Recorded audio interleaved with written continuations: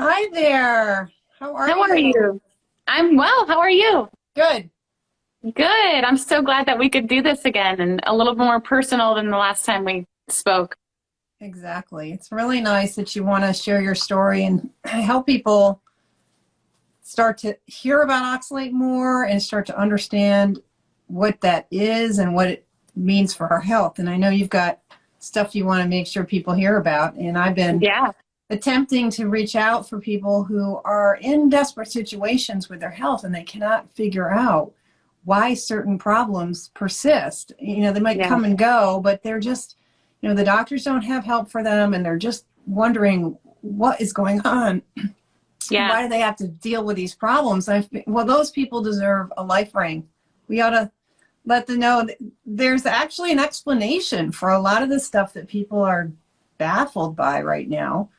It makes sense that things that we're doing are kind of wrecking our health. So this is a Yeah. chance to help more people. So it's great. Yeah.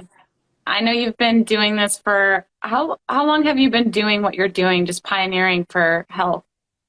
Well, it was the fall of 2013 when I had my Wow. real deep revelation, like this is a thing. And so the following spring or summer, I guess it was, I started just teaching what I was learning. I started studying it and started showing up, doing free little gatherings at the local health food store, I and love that. started learning how to teach it. Because the real question for me was like, well, there's a lot we don't know, but how do you even explain this? It's like Yeah. telling a lot of people who think the earth is the center of the universe that the earth is actually going around the sun, not the other way Hmm. around. Right. But once we get in our heads, human beings have their ideas and they really stick with those ideas and they keep twisting their interpretation of what they're experiencing to fit the idea. So we resisted the idea, Hmm. for example, that the sun is actually holding kind of still compared to us, and the sun is the center of us, of our world, but that's the opposite of what everyone Yeah. believes. So we would twist all our observations that didn't fit that idea for eons and insist on that had to be wrong, any idea that the earth is revolving around the sun. This concept that plants are full of toxins, especially oxalate, that is really wrecking our health, is like that. Like, I okay, would say it's even worse. I think that it offends some people because we grow up being told, don't skip your vegetables. And then if you go your whole life like that, I feel like adults or parents would carry a lot of guilt because they're feeding their kids all these foods. It's hard to absorb. It's hard to hear. I remember when you spoke at my retreat, there was just this silence that fell over the room, and I saw everyone's faces, and they're just like, I'm screwed, just remorse. And I remember the first time I spoke with you over the phone, and I thought you were a quack, Sally.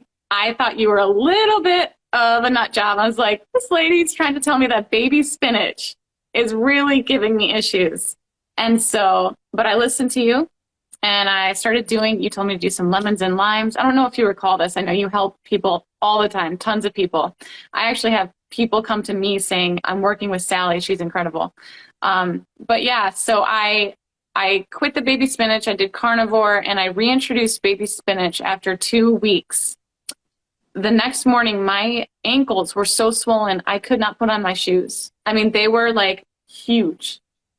And ever since then, it was like a slap in the face. It's like, this lady knows what she's talking about. I had so much more respect for you. I didn't know you. We hear people coming at us with health information, so much different health information. But I admire you so much because you are a true pioneer. You didn't, I just admire people who you were doing it for your own health. You dug yourself out of the hole and then you went the extra mile and now you're helping other people. And you're just such a bright light. I can't tell you, every person I hear talk about you, they're like, Sally is an angel. And I'm like, I know this woman is incredible. So I'm just so grateful for you. I really am. And it is mind blowing. It still blows my mind, oxalates. I'm sure there are things that I can still learn from you. oh, there's a lot of stuff that we all need to learn, myself included. But what's fascinating to me is what you're saying is that even though you didn't believe me, you started to listen. I don't know, why would you do that? So I can't mention her name, but my aunt, she's been in the keto sphere for a long time. She wrote a book, and I can tell you off the air, but when I was going through my healing journey, when I was really sick, I was getting ozone therapy. She did an interview with her on her radio show. That was the first time I heard of you. So when I came across you again, and I talked to you on the phone that time, I was like, there has to be some truth to this. I knew there was some truth to it, but I also think that some people take their opinions and take it way too far. And that's what I felt. And that's why I put it to the test. But also just speaking to you, I can see that you are not out of your mind. You're very smart. You live what you preach. You set a good example. You're very authentic. And I think anyone that views your Instagram even or hears you speak on a podcast, it's like, this woman is, you're not telling lies. You're trying to spread a message and you're also still learning. So I think that heart posture that you had made me test your theory. And you also you didn't charge me to talk to you on the phone. I reached out to you. I said, please help me. And you took time out of your day to talk to me. And I was in a very dark place. And that also speaks volumes. You know, I had to give it a go. And I'm eternally grateful for that. So what's been, your body spoke to you with the swelling ankles. Thank God it can complain, because when we're eating these high oxalate foods all the time, it doesn't complain. It's just busy coping and try to keep you going. But when you interrupt the toxic stream, you shift your metabolism significantly. Like the cells literally change what they're doing with oxalate. They're all in defensive mode, holding on to it, hiding it, sucking minerals out of your bones to keep your blood okay, and trying to keep everything looking good on the surface.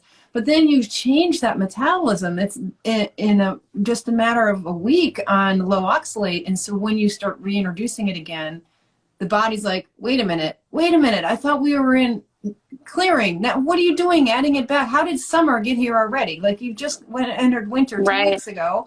Like the body's like ready for a whole season now. It's readying the metabolism for a whole season of releasing oxalate back out of the tissue so you can empty out the accumulating junk, because it's accumulating. As long as we're eating standard foods like peanut butter, potatoes, spinach, salads, we're in this accumulation mode that's silent, no symptoms. But once you spent 2 weeks not eating them, and then you add them back into a body that's like ready to start pouring acid, toxic acid back into the bloodstream so you can pee it back out again.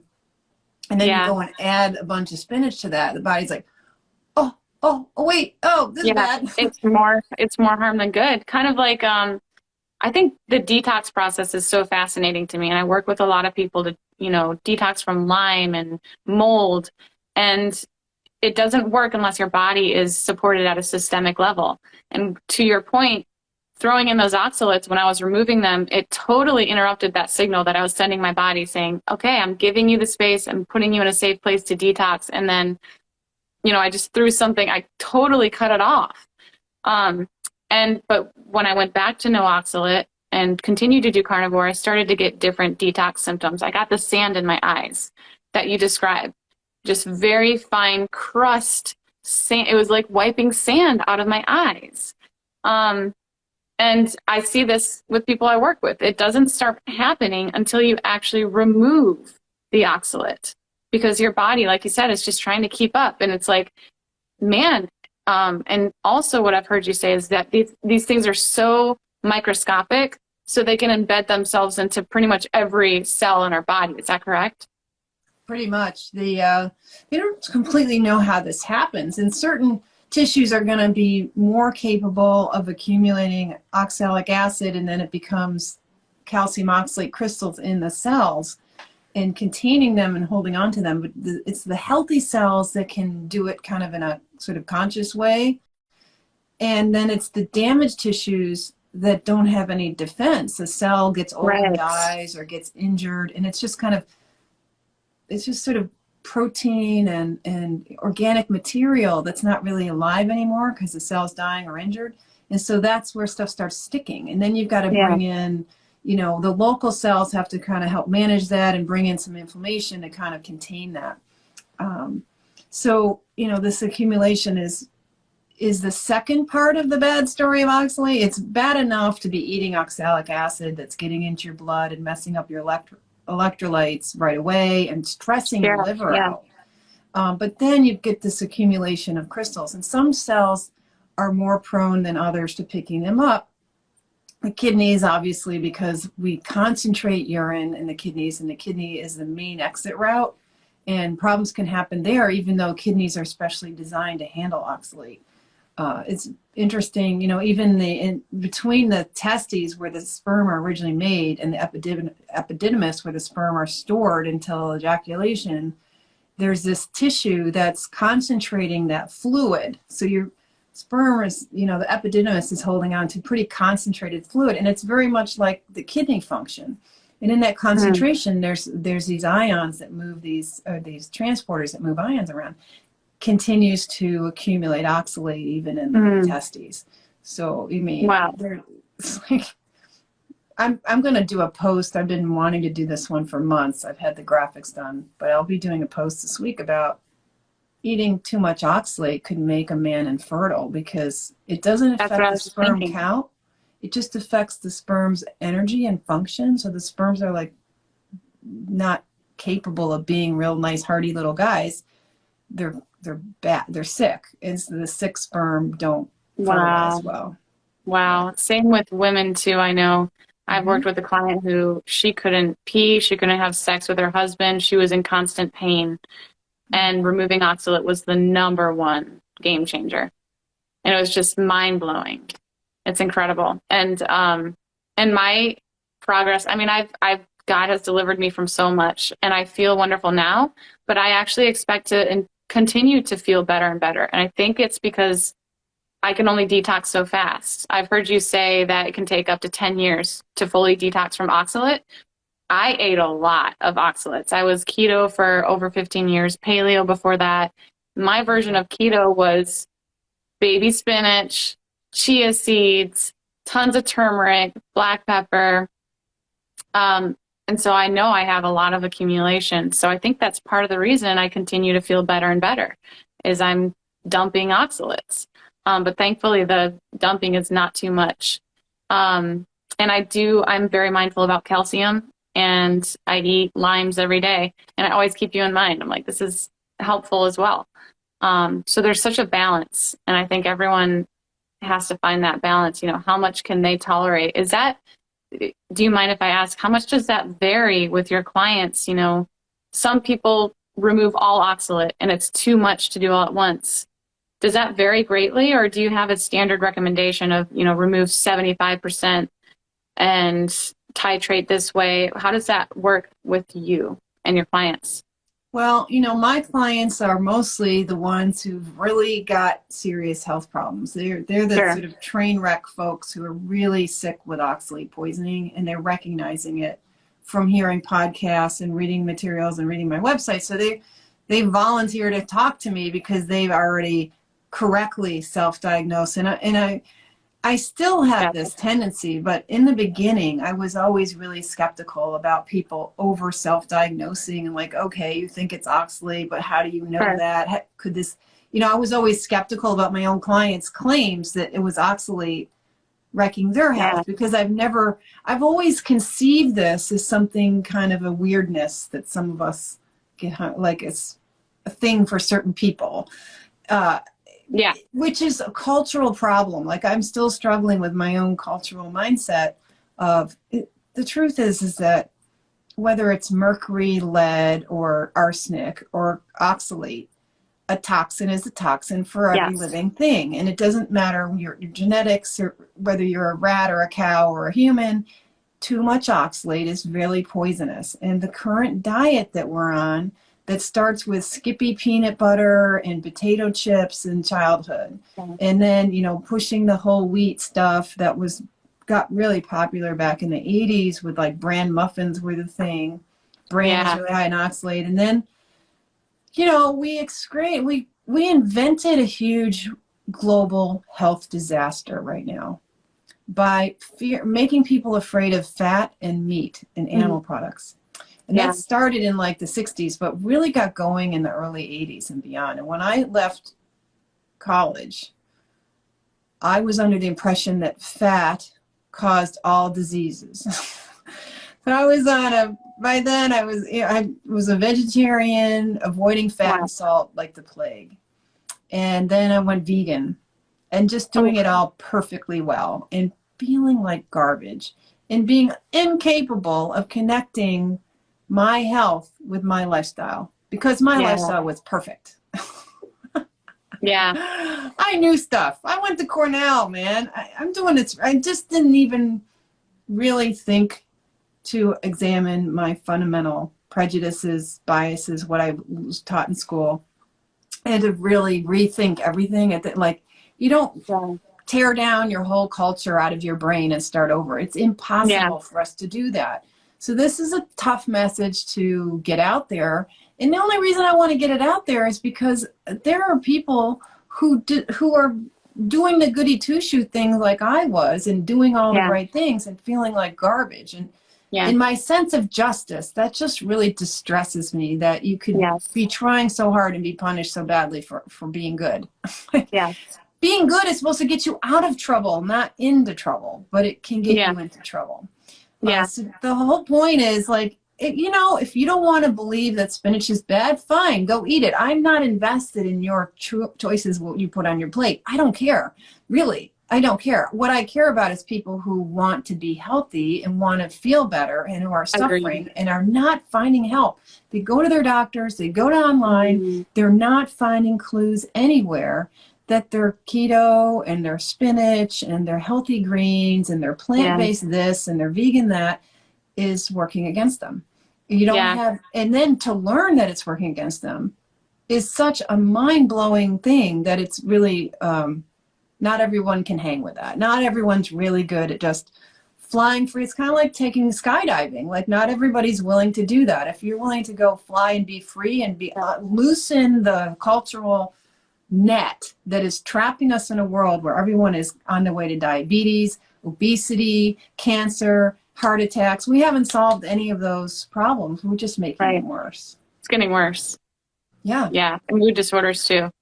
I totally agree. And children now are, more and more kids before they reach school age are having issues with behavior and mood and night terrors and, difficulty learning and behaving and holding still and focusing and learning properly. Like, plus I think that is suffering right now. And badly. And I think the plant-based movement is also being pushed more than I've ever seen in my lifetime. Plant-based stuff is everywhere, and it's not only is it full of oxalate and anti-nutrients, but also the seed oils. They're replacing animal foods just completely altogether. And I'm with you. The people that feel like they've tried everything, that ends up being a lot of the type of people I work with as well. And, part of the coaching is just healing from that trauma. I wasted, these people telling me they wasted 10 years starving themselves, eating, gobs and gobs of vegetables and juicing, raw, vegan, and all this stuff, money on supplements, and they kept feeling worse, but the person said, oh, it's part of the process. They were just totally lied to.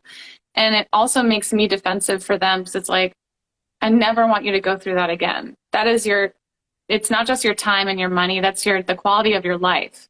You had to have felt like crap. Thankfully, I've never gone vegan. I've always loved animal foods, and I've never had a desire to stop. Never. Favorite food is bacon cheeseburgers. Thank God. But I did lack in the animal foods for a while. And like I told you, I had to be slapped in the face. God was like, you need to put down this keto thing because it's hurting you. And I had to surrender that because 15 years I did it. And there was a phase of time in my life where keto was so helpful.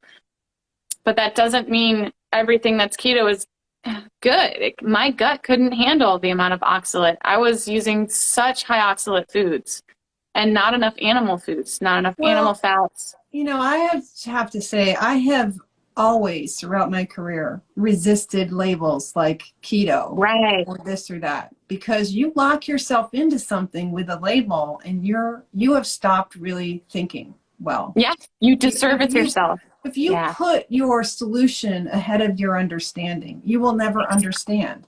You're more devoted to your own solution than you are to true understanding. And the Yes. truth is that most of humanity has gotten away with a really high carb diet for, about a couple thousand years now, especially the last 300 years. We've been really living on too much carbs. It's definitely gotten to be out of hand now because Right. we told everybody that butter was bad. Eggs are bad. Meat is bad. Even Right. chicken skin is bad. Like, we told people that for the last 40 or 50 years now, and that is completely wrong. And nobody can admit that that's wrong. It's like the dental profession admitting that you're putting mercury in teeth is not good. They Sure. never admitted it. Yeah. They just finally stopped doing it. Right? Exactly. They never had to admit it. No. So we don't have to make everybody admit how wrong they've been, but we do need to start a cease and desist on the anti-meat garbage. That's so wrong. We need to lift up meat as the reason humanity is here on the planet. We've done meat as a central piece of our diet for millions of years as a general species here. And so it's important to stop the anti-meat tirade. If we could stop being afraid of butter and hamburgers, a lot of things could just get better. And then we could start thinking, well, what makes human beings really healthy? Shouldn't the human race care about that? How do we produce healthy babies and healthy children and functional adults that are physically well enough to cope well psychologically with our crazy world that we have now? How do we make that a central theme of what we need to do as a species? That's like basic self-respect. Build healthy babies and make teenagers know their bodies are the future. Their bodies are going to create the healthy babies of the future. That is the priority. And then you figure out how to make that all work and be sustainable. You don't say, oh, well, eating meat isn't sustainable, which is a complete lie. And then just pretend your way and twist your thinking into this kind of strangeness we have going on now. It's just breaking all of us, and it's going to break more than we can bear. You can only have so many people who are sick, so many people who can't work, and so many, new pile on some new diseases where suddenly it's okay to not be at work. And this should be a lesson to us. We can't have everybody sick because, your recycling won't get picked up. The stores will empty out. The trucks and the trains and the boats won't function if you don't have people to run them.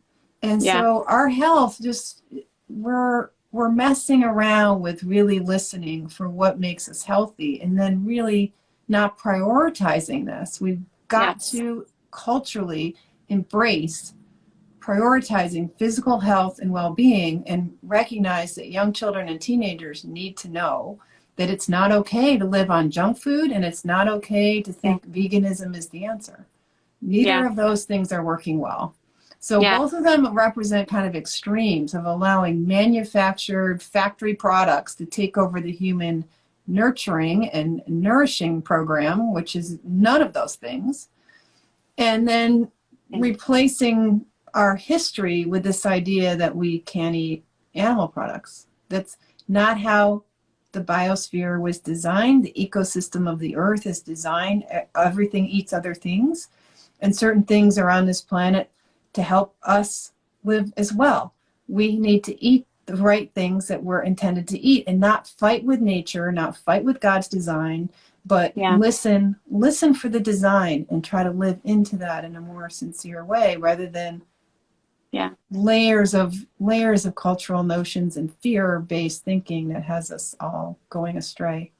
Yeah, I also think that people are afraid to stand up the way that you do. I love that you're confident. You don't give any apologies. And that to me was also a reason to believe you because you were totally confident in what you're telling me. When I started carnivore, it was hard for me to tell people I only eat meat. I was kind of like uncomfortable with it, but now I can't wait for people to ask. It's like, I know the ins and outs. I understand why I'm thriving now and I want to help other people. But I do think that some people are just afraid to make changes just because of the way it looks. So let me speak into that for a minute, because what I was just saying before, it was really a discussion about culturally we have to get smarter, but on a personal level, even a vegan can stay vegan and benefit from learning about oxalate. And to me, that's the priority, is help anybody anybody stop poisoning themselves with a handful of foods that you don't have to eat. Even Yeah. vegans, and you're not going to thrive on a vegan diet no matter how low you go in oxalate. It's Right. still not going to be nurturing. But it's fine for them to start there and stay there as long as they need to. Everyone's going to do their own personal journey, and we don't have the power to interfere with Totally. people's journeys. But so it's important that nobody has to be radical about their diet in order to benefit from learning that oxalates are poisonous. And they're going Yes. to make you old and fried and tired and osteopenic and miserable if you keep doing it. And luckily, it's kind of unlucky though. The body's coping really well all this time while you're poisoning yourself, Yeah. and eventually things start breaking down. So I think you should say something more too about what was breaking down with your body, what were all the things going on, and how do you know this is working? Yeah. I was diagnosed with osteoporosis in 6th grade. So from a very young age, yeah, I've had malnutrition my entire life. Sally, I was always at the doctor, went through antibiotics. I mean, could never count. I actually, when I was trying to get to the bottom of things, I paid all my old doctors. I paid for all my records. And I just going through those, I was horrified with all the antibiotics that I was on a regular basis. And when I think about what I was eating back then, thankfully I never had a lot of sugar in the house. My mom we didn't have pop, we didn't have, Gushers and fruit roll-ups. We just didn't do it. I was lucky if I got chocolate chips, but there was a lot of high oxalate vegetables. And also I underate protein for a long time. So in 7th grade, I ran into severe mood disorders, OCD, narcolepsy, ADHD, insomnia, depression. And those were really, really severe, like debilitating. So I was put on Adderall, clonazepam, and Ambien. I took those for over 13 years until they didn't work anymore. And right after high school, I was living on my own. I was in real estate. I was engaged, and I started having suffocation attacks where I would end up in the emergency room. My whole body would be so tense I couldn't unclench my fists. And that's when I decided I have to get off of all these medications and I have to get to the bottom of this. And that's when I started working with my relative that I mentioned earlier. And I got off the meds. That was a nightmare. But I continued to do keto, which did help to mitigate I was having non-epileptic seizures at one point. I was diagnosed with chronic Lyme disease, diagnosed with over 10 autoimmune diseases. I had severe digestive issues. So keto did help mitigate a lot of things. But for a long time, I latched onto it. And like you said, I latched onto, as long as I do keto, I'll be okay. And I was not using my critical thinking. At some point, I just gave up, learning more. I thought keto was enough, surely. And that got me into trouble because I was I bought turmeric in bulk. I had bags of turmeric this big that I would go through on a weekly basis, making tea and putting it on all my food. Turmeric, cinnamon, and cumin I put in my raw beef. I was doing all these crazy things, and I kept getting worse and worse. And then finally, I was diagnosed with a chronic C-diff infection, which is and that's when I lost all the weight. I got down to 69 pounds. I was almost hooked up to a feeding tube. This is 2019 now. They almost had to remove my colon, and that is when I surrendered the whole keto thing. And God twisted my arm and he said, you've got to give up what you think is right. This is killing you. And I knew there was something in my heart. I was just convicted of not thinking the way that God designed us to. I knew that I had given up, critical thinking and learning. It was scary to say. Sometimes it's scary to say, I don't know it all, because I want to control things. I would rather just live by numbers and macros, and that's what I knew. And I wanted it to work, but it wasn't working. So I said, I'm just going to give this carnivore a try. It's not going to be perfect. I was eating dairy. I even had pork in the beginning. And that's around the time that I spoke with you. And removing the oxalate, I know that I still have some that I'm dumping. And there are certain things that I eat where I get that sand in my eyes again. It's not nearly what it was in the beginning, but I have reversed every single diagnosis with labs to confirm. My labs are textbook perfect. It's the combination of removing anti-nutrients and filling up on animal foods. Right. So we have to remove the interference and provide the proper foundation. And as soon as I decided I'm just going to start using my critical thinking, I don't know what this is going to look like, but God willing, I'm going to figure it out. I gained 4 pounds in the emergency room. The involuntary throwing up stopped. I cut out the anti-nutrients, and the ulcerative colitis stopped. I couldn't even eat at that point without throwing up. It was horrific. How long Everyone has it thought I was going been to die. since all that? People want to know how long it took to reverse a near-death experience, basically. That was May 2019. And in 1 year, I gained 65 pounds. It took about 6 months for the hypothyroidism to reverse. And all of the autoimmune issues were all completely cleared, including the most recent lupus diagnosis. I was in the clear within 1 year of carnivore, completely. But I will say they started dropping off like dead flies. And These I didn't even, diagnoses. yes. Yeah, the lupus, But I didn't even care. the thyroid. I mean, I got my life back. Like when I came back from that emergency room, 4 pounds up, I had a backbone again. I was also in an abusive relationship at that time. So when I came back, I had this newfound sense of just like, I'm gonna live. I'm gonna get out of this. And I was able to stand up to that person. My energy and mood improved significantly within the first 2 weeks. And then, like I said, I tried the spinach and I was like, nope, not doing it again. So even though it took a year for all the labs to be confirmed, like I'm 100% in the clear, honestly, that didn't matter. If my labs still looked bad, I feel better than I have ever felt in my entire life. Even I can you think do not back want to to, live for the lab tests. yeah, I'm just going to listen to me. I know that I'm free and I don't feel restricted at all. And I'm not afraid to eat things with moderate oxalate. It's about balance. It's about understanding the mechanisms behind why we eat what we eat. It's not about labels, keto, carnivore. I'm not strict carnivore and I'm not ashamed of it. It's just about critical thinking. 2.5 years to like complete rebirth of an entire human being. Like truly. The level of immune disorganization, tissue disorganization, hormonal problems that you're having, brain function problems you're having, because you stopped eating healthy vegetables, nuts, seeds, chia. I think because I was already keto.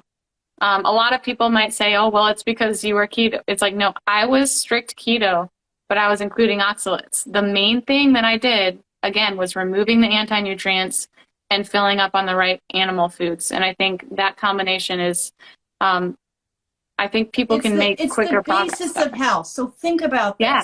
The two things that create all disease is toxicity and malnutrition, because your cells are just not going to work right. And when they don't work right, you can't defend yourself from infection. So infectious disease is secondary for the most part to metabolic derangements that come about because there's toxicity interfering with cell function and systemic function, and there's deficiencies. And it doesn't take a lot of deficiency inside a cell. All you have to do is have an ion of oxalate grabbing that calcium ion that was supposed to tell the cell which part of the gene code to read. So now you got a little bit of oxalic acid getting into these cells, and it messes up the ions, the calcium and magnesium and other things, especially calcium and magnesium, that help control how cells work.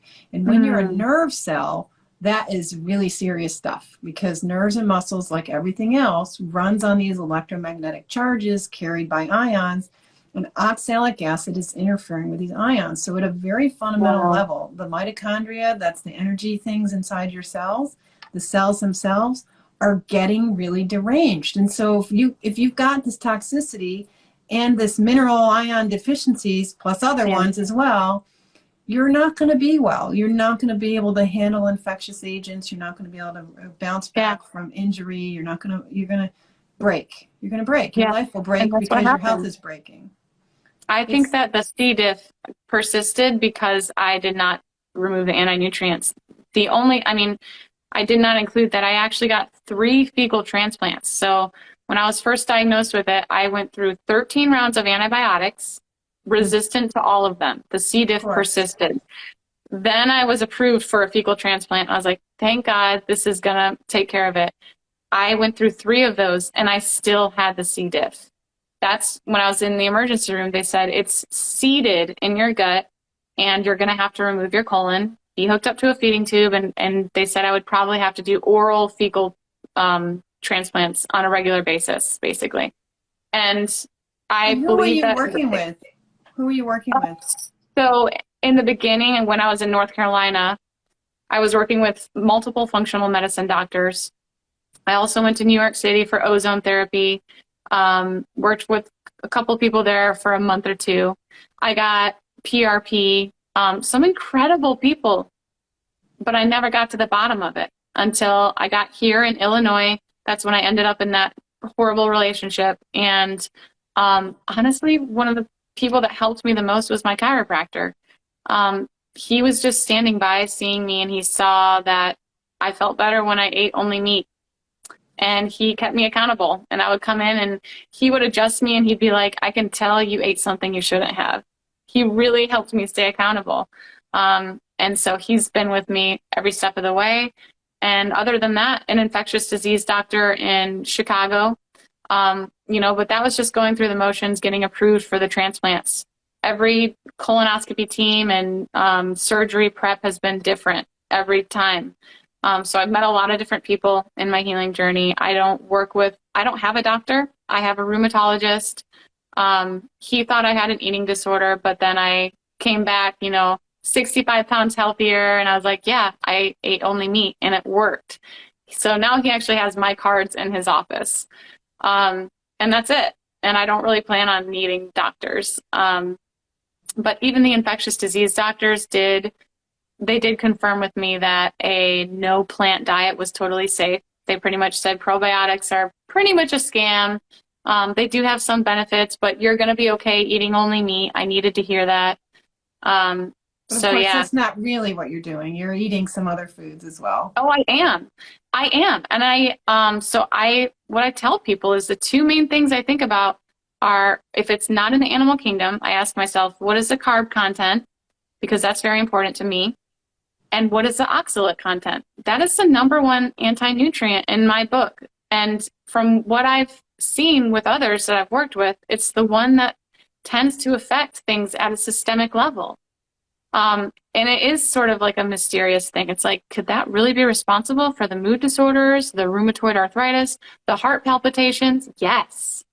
And it really shouldn't be mysterious. It should not be mysterious. If you dig into the medical literature, like what I've been doing, I used to spend every Sunday at the medical library digging up stuff. That's why I know a ton of stuff about oxalate, is because I've devoted my life to figuring out the mystery of this, because I'm very rational and logical. If I can't make sense out of it, I can't make sense out of it, and I can't live with that. And I certainly can't teach other people if I don't understand that there is actually mechanisms behind this, and there's lots of history of this. Like, this was a real disease. Oxalate poisoning is a known disease right up into the mid 20th century. For over 100 years it was a disease, and then we stopped wanting to notice it.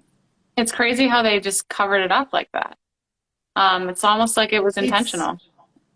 Medicine made a move towards doing high-tech stuff that allowed them to stay a monopoly and make sure that it would be an area of profit and respect and all that. So we've gone to very high-tech ideas about what is medicine that requires expensive pharmaceutical drugs, expensive procedures, high-risk surgeries, and fancy stuff. Really fancy stuff. Medicine wants to be real fancy. There's nothing fancy about what did you eat?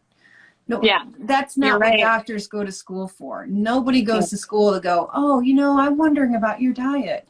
They don't say that anymore. That used to be medicine, of course, because our lifestyle, what we eat, is everything, and when it comes to your health. And yet we're pretending now, because we know about the genome, we're pretending that it's something so high tech that we have to read your genes to know whether something's poisoning you or not. Yeah, I can't stand that. it's not I'm with you. sincere. It's not I'm with sincere. you. And we keep It's a coming up with, ripoff. oh, well, the microbiome explains everything. If you just eat enough fiber and feed your microbiome, you'll be I great. know. And we keep coming up with it rather than wanting it to be about, we have to control and think well about how we feed ourselves, which has huge ramifications because we built our entire edifice of economies on food. Trains to bring, boats to bring, planes to bring food all over the place, where there's, you know, profiteering in the manufacturing of food, so you can take cheap ingredients and, you know, use earth abusing techniques for raising cheap ingredients so you can make faux foods and get an entire world trusting grocery store products with brand labels and nutrient labels on them, as if that's okay. And we got to be okay with that culturally, because we're all bought into economy. We all have stock in Coke, whether you know it or not. Your retirement plan is invested in Coca-Cola. Wow. So if you cannot see that your own fingers are in the cookie jar of economic gain out of that system, then, you know, you're not recognizing how deeply we need to change our culture. Yeah. And in the meantime, I would just like a few people who want to be healthy to know they can be healthy. So I'm really grateful for people like you who managed to get through their own issues. And it just brings to mind, when you describe your story, I think about stories I've heard from people who were seriously alcohol addicted and still are, but managed to stop because they were laying in the hospital and the doctors would say to them, one more drink and you're dead. And then suddenly they're like, oh, okay. Like, it's that level of change that a lot of people, we're so addicted to our concepts and our ideas that vegetables are the thing and plant-based is it, and this is going to save the planet and you too, that we're like that alcoholic laying in the hospital bed going, oh shit, I guess I really got to get serious. That's so true. I mean, that almost makes me want to cry because I was addicted 100%. I struggled with binge eating with keto because I was severely emaciated and I was like, well, I got to gain weight. But I was addicted to my concepts, what was comfortable for me, what I had known for 15 years. And it was a crutch and it was killing me. And it literally took me to that point of desperation. Feeding tube, removing my colon, 69 pounds. I can't imagine how things could have gotten worse. Some people are like, I'm so sorry for everything you went through. And it's like, I held myself there. I was stubborn. I was not willing to change my ways. And I kept trying. I did try carnivore 8 times, but I was very strict with it. So I kept trying the beef, salt, and water only. And I was like, well, I clearly can't do that. And I was giving myself, you know, all or nothing mindset instead of thinking about the mechanisms. Well, you know what? Anti-nutrients seem to be the main problem. And I can eat more animal foods. So maybe I can make this work for me bio-individually. Maybe it doesn't have to be strictly beef, salt, and water. But I have to be willing to give up some of these keto foods because there's truth to it. It was undeniable. And yeah, I've never had that comparison, but that's 100% accurate. Yep. It was hard. It's, you know, we are addicted to our concepts, and that is holding us back. And so this has been a real liberation for me because I've had to like really get into my stuff as I'm learning this and be willing to say things nobody wants to hear. Everyone in the nutrition field now is saying what's expected of them. Yeah. They want to compromise what they know to include what's expected of them. Scientists who should know better do this in public. They do it in their papers. They draw conclusions in their papers that don't match their data because they have to say what's expected of them for lots of reasons. So someone who studies these polyphenolic compounds in plants that are supposed to be so great for us, we used to think of them as antioxidants, which is not what they are at all. They're quite poisonous. The whole group of them is called tannins. Like 80% of these polyphenolic compounds that are in these vegetables that have been raised up as the superfood heroes of the day. Like you've got to have eating a rainbow so you can get these, what they're calling phytonutrients. They're not phytonutrients. They're phytotoxins that you have saliva and digestive cells and liver cells that disarm them. They break them down to get, because they're toxic, and then you pee them out. If you get any in you, you pee them out. But what might be good about them is they'll reach the colon, and if you have the right genetics, if you have the right combination of bacteria, the bacteria in your colon will metabolize some of these things, and you'll absorb little bits of the stuff these phenolic compounds that they do that are small enough and tolerated by the body to be absorbed. And that might have some good effects. So that's their big excuse. But it's impossible to figure out the combination of which of these compounds are safe enough that you could be eating. You can't get them one at a time. They come in these bundles of foods. And then which bacteria you got to have. Well, you don't have good control over that. And which genetics you have, they have no idea. The number of variables, if you know anything about like permutations and combinations, we are talking universally, stratospherically, ginormous numbers of variables that make that whole theory just a fun little toy for scientists, not something to be telling the public. The public does not know that very few people could benefit from these phytonutrients, which aren't nutrients. They're not antioxidants. They're none of the things you've been told. And even the scientists who would tell you that carry on and say, but you should eat a variety of vegetables and not eat very much meat. The same people who are telling us the science that there's no evidence base, they will say there is no evidentiary basis for claiming any antioxidant powers in vegetables and all that stuff. And they'll still say, eat less meat. Yeah, it's like they're not willing to go any deeper or really explain it. Like, why can't they just explain it's, you know, in some cases, I think that context is key. There's a time and a place. Like when I was first healing, I didn't touch fermented foods because it was high histamine. I had issues with it. But now I eat a ton of sauerkraut and kimchi, and I feel like it does benefit me. But this is the first time in my life I've ever felt like I craved it and I benefited from it.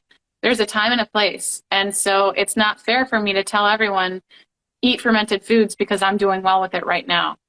There's just like a particular situation, like you said, there are so many variables. Online, everybody's, oh, this works for me, so it's going to work for everybody. Well, it's working for you in a certain situation, and that's not other people's situations. Yeah. And that's why it's really important with learning about oxalates and, you know, spinach almonds and chia seeds are a bad idea.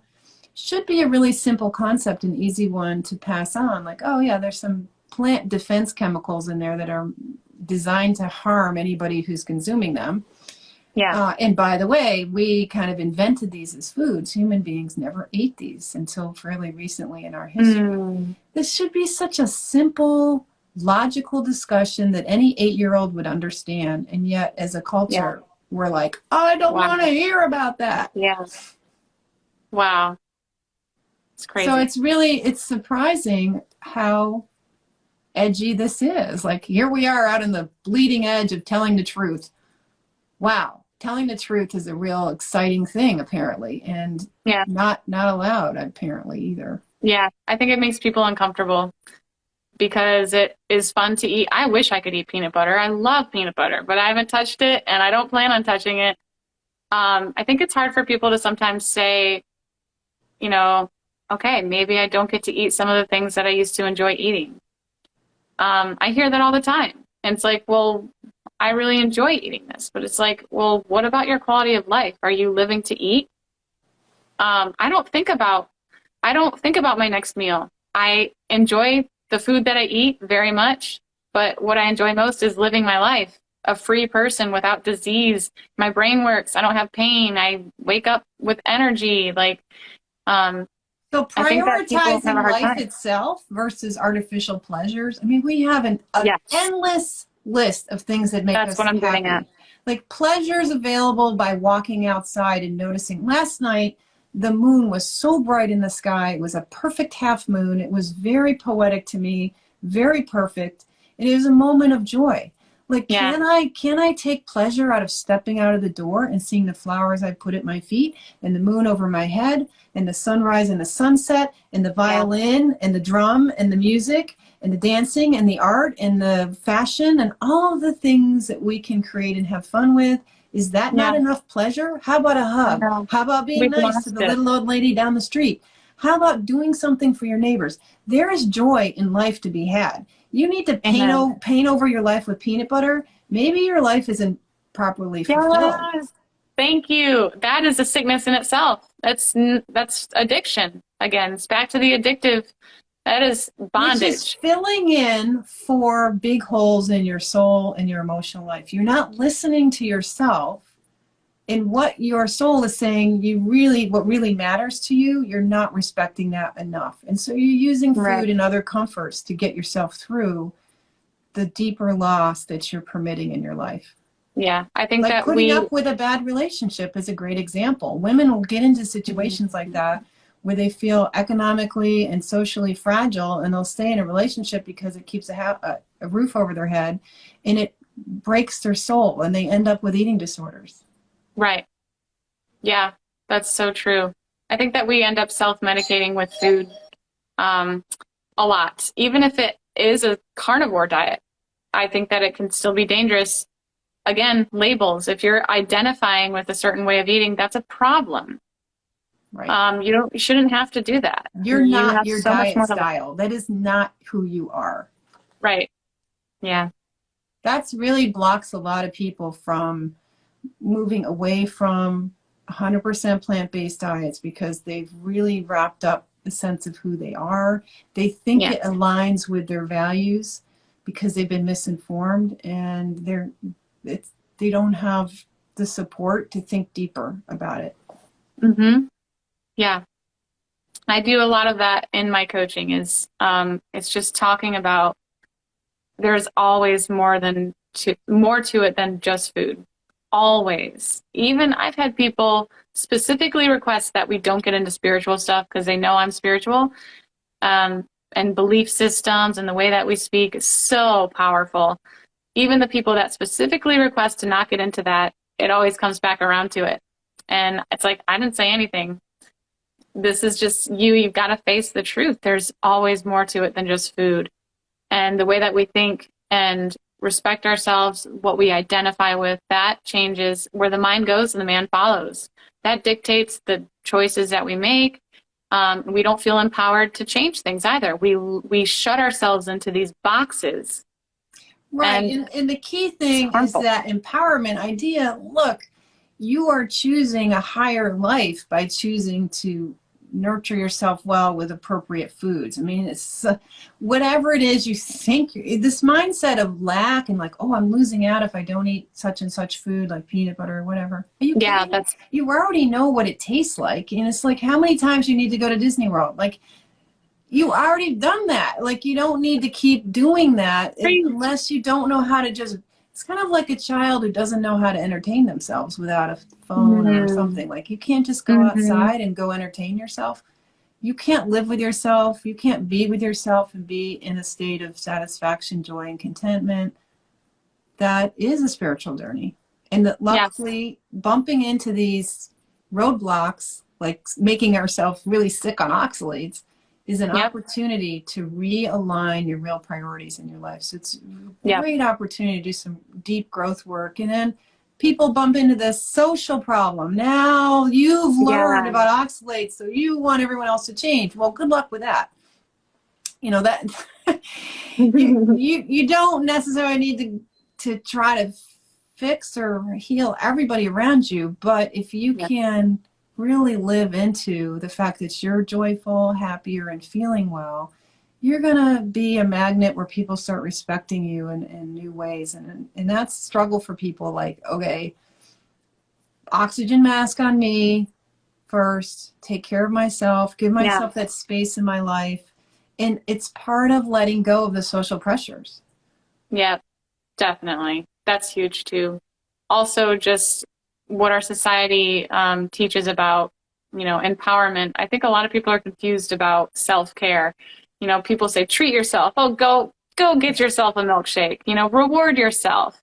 We reward our children with candy when they do something right. It's like, how about you just say good job? Give them a sticker. Why does it have to be food? And that is not treat yourself. That is not self-care. That is self-medicating. That is self-harm. That's abuse. Right. Like raw and real, that is self-abuse. And I was doing it to myself for a long time because I was afraid. and I was unwilling to change. So I agree with you that just leading by example. I mean, I told my parents about carnivore, and I spoke of it to my family for a long time. It did not really matter until they saw it change my life. I came back from the dead, and now my mom is like, can I drink this tea? Can you tell me about this? How do I cook this meat? And my parents they're like fasting now. They're eating tons of animal fat, and it's just so refreshing to see people, especially people that I love, benefit because I've led by example. It's not just me trying to, I gave up trying to convince people of things, and I just decided this is my journey.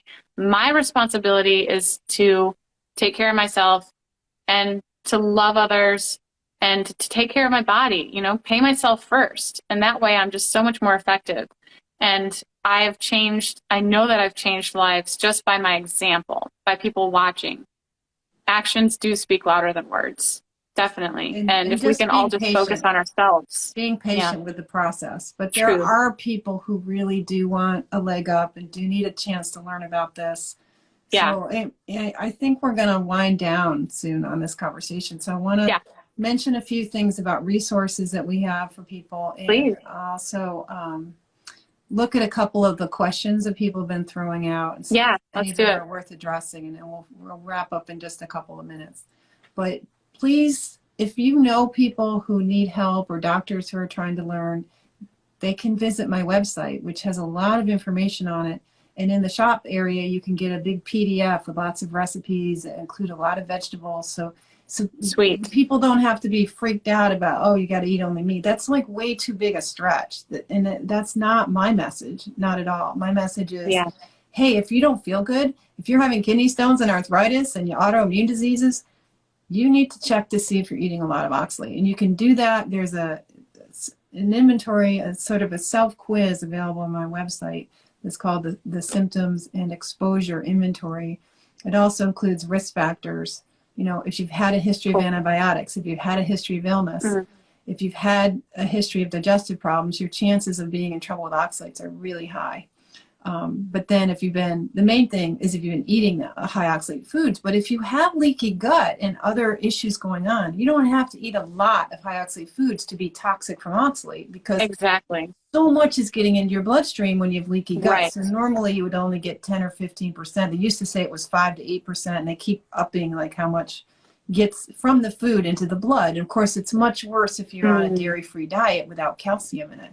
So when you cut out dairy, you cut out your major source of calcium, and then the amount of oxalate you eat goes up. So if you're not eating dairy and you've got leaky gut, you're going to be in trouble with just peanut butter and celery and peanut butter snacks and a little bit of Reese's Cups at Christmas or whatever, Halloween, like the standard stuff, the Cocoa Puffs and whatever, is enough oxalates that if you've got these other issues, you're going to be in trouble anyway. But then if you've gone off the deep end with smoothies and juicing and sweet potatoes every day like I did, and you love your Swiss chard beet greens or spinach, quinoa, buckwheat, some of these key ones, or if you've gone into like chocoholic, like you're completely dipped in chocolate because you can't let it go, that's the exposure level, right? So you can direct people to this sort of instrument. They can just think for themselves. Just check out Sally's little thing there, little self-quiz, see if it lines up with you.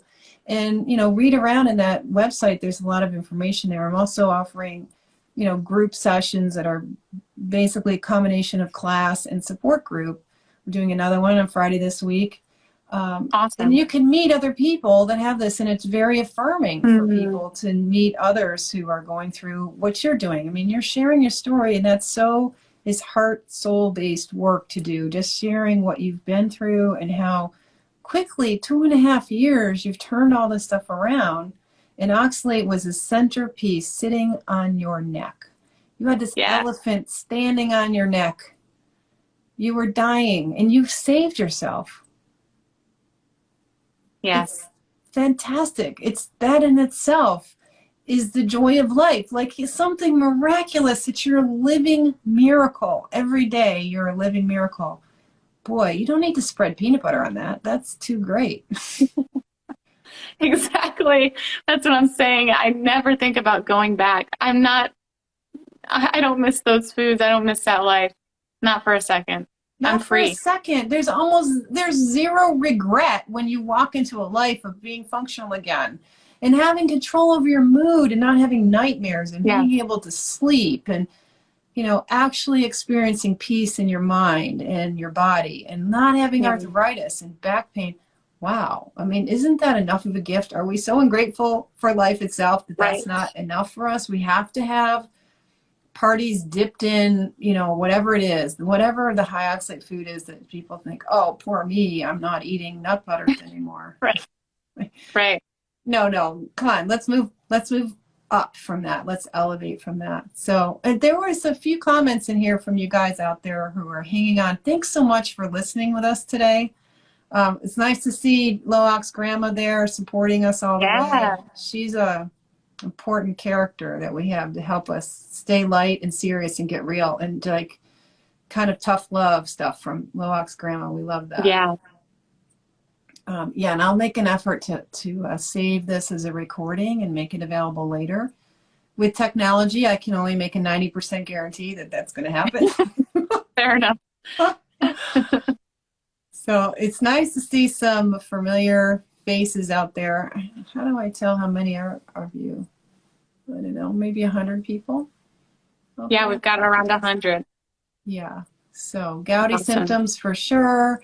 Somebody survived the nut butter. We've got Loak's grandma, a bunch of great people. We've got Lori's out there. Good of you guys to tune in.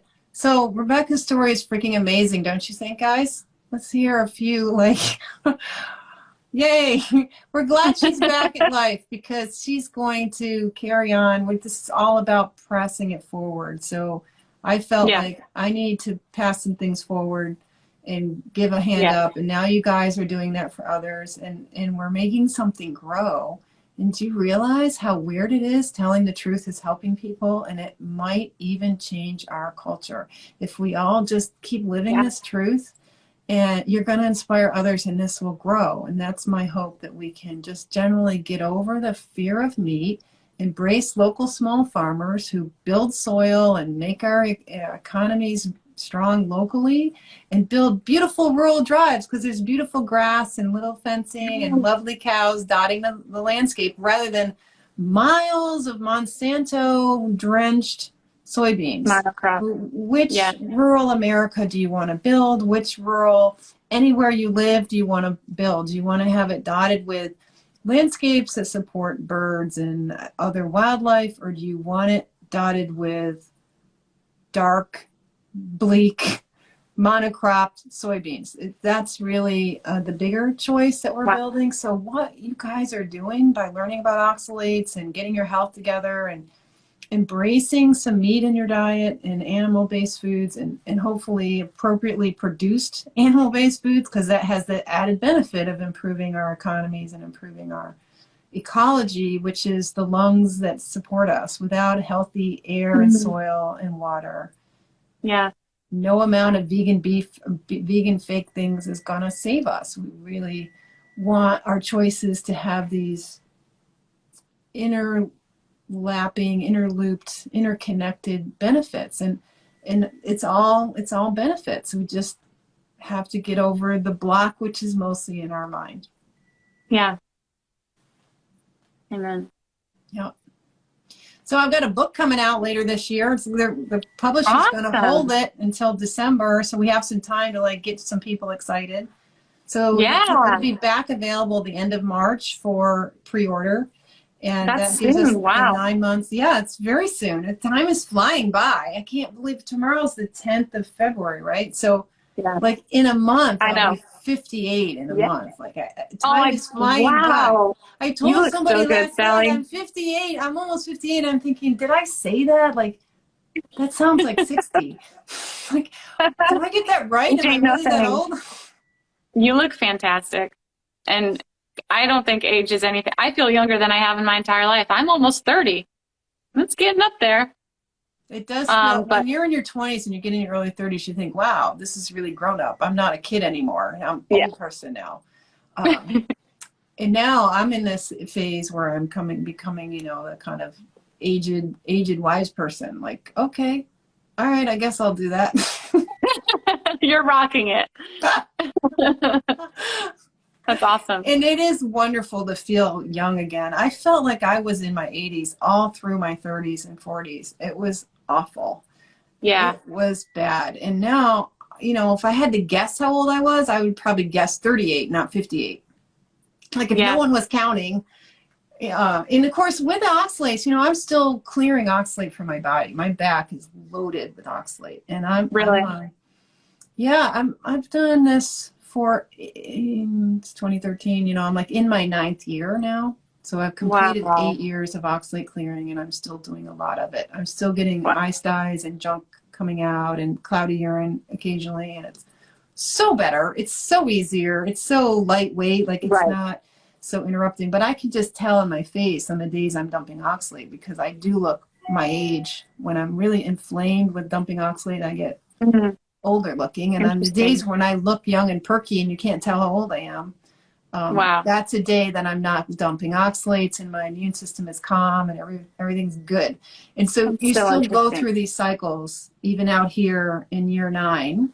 Now I have a feeling my healing journey is more than 10 years of clearing, but it was really the first 4 or 5 years that are the hard clearing years. So I'm really glad to hear that here at 2.5 years, you're not being raked over the coals with oxalate clearing, because that you're right at the point where some people get into some really heavy oxalate clearing symptoms that is tough, really hard to live with. Yeah. Hope that doesn't happen. Yeah, it could though. So be aware that it could happen, that you might feel like you're regressing a little bit when it's really like deeper tissue cleaning out stuff. Exactly. I am aware it's part of the process. It gets worse before it gets better. So I know what I'm doing is good. I know it's helping. I know I can just feel the balance. I didn't touch oxalates in the beginning, but now it's like, okay, I can handle a certain amount of things. And like I said, I always have the calcium. I eat bones. I don't consume dairy, but I do eat bones for my calcium. And I'm just very mindful. But I agree. Well, I want to get back to one thing and then we'll finish up. And that is, you asked me like, what do I advise? You know, like generally not going zero oxalate, not going full carnivore. You go zero oxalate, you're really going to promote this clearing. You do not want to do that. You want to get down to what's considered normal, and that's like 100 milligrams a day. But if you maintain a consumption in one meal a day of like 35 to 50 milligrams of oxalate, then you help to kind of hold back the clearing. So keeping some black olives or cups of tea, things like that, and putting them in the same meal, even some boiled carrots, things like that is actually helpful. So sometimes when you start getting into heavy clearing illness, you really got to make sure, oh, I'm not eating enough oxalate. So it helps the body, tells the body, wait, it's not deep winter. We're not in like really deep cleaning mode. Let's lighten off and back off a little bit. So really most people who are really in trouble with oxalate can't go full carnivore because it's too low in oxalate, and your body is too, you can retoxify to the point where you can end up in the emergency room. Your body can't keep up with the detox process, basically. Well, you're releasing oxalic acid into your bloodstream, which is ruining your electrolyte balance in your blood and stressing out the whole system. Too much, too fast. Arrhythmia, heart palpitations, and stuff that is quite scary and dangerous and stressful. So throwing the toxin back into the bloodstream is a stressful process. You want that to go as slow as possible. Slow, drip in the background and just live your life and let it drip away for the next 10 years. Totally agree. So, but if you get into really sick stuff, you may not be eating enough oxalate. You may really work on adding a lot of electrolytes, a lot of mineral supplements, and citrates, and the lemon and lime juice.